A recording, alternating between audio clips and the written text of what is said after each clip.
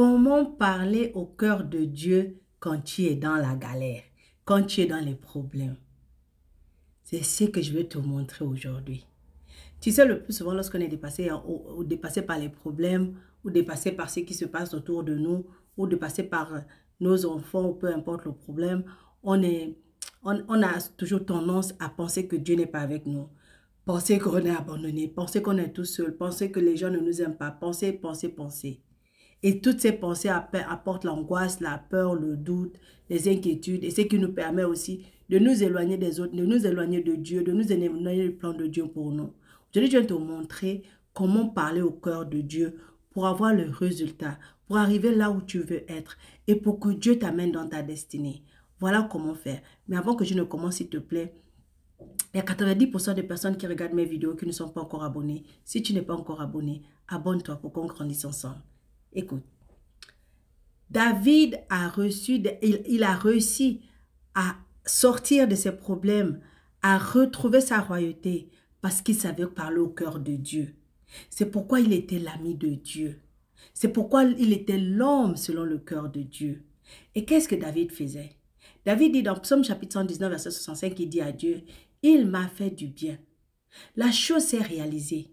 Tu fais du bien à ton serviteur, ô Éternel, selon ta promesse. » C'est que David connaissait les promesses de Dieu et David faisait confiance aux promesses de Dieu. Jérémie chapitre 32, verset 41 dit, « Je prendrai plaisir à leur faire du bien. » Ça, c'est la promesse de Dieu pour toi. Il prend plaisir à te faire du bien. Donc, peu importe la situation dans laquelle tu te trouves en ce moment, Dieu va te sortir de là.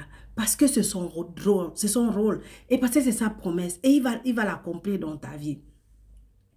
Les résultats sont pour les croyants qui retrouvent l'allégresse à cause du salut de Dieu. Pas à cause de ce qui se passe autour d'eux, pas à cause de ce qu'ils font, mais à cause du Dieu qu'ils servent, qu'ils savent que ce Dieu est puissant. Et parce qu'il est puissant, je sais qu'il est capable de me délivrer. C'est pourquoi David dit dans Psaume 116, verset 7, « Mon âme retourne à ton repos, car l'Éternel t'a fait du bien. » Donc, David dit à son âme, peu importe ce que je suis en train de ressentir, peu importe ce que je vois et ce que j'entends, reste tranquille, je reste dans la paix.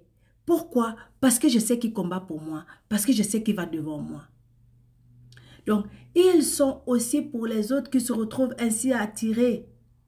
Quand tu es dépassé par la situation, sache cette chose-là. Psaume 142, verset 7 dit, « Les justes viendront m'entourer quand tu m'auras fait du bien. » Ils sont équivalents à la guérison accordée à l'homme à la main sèche.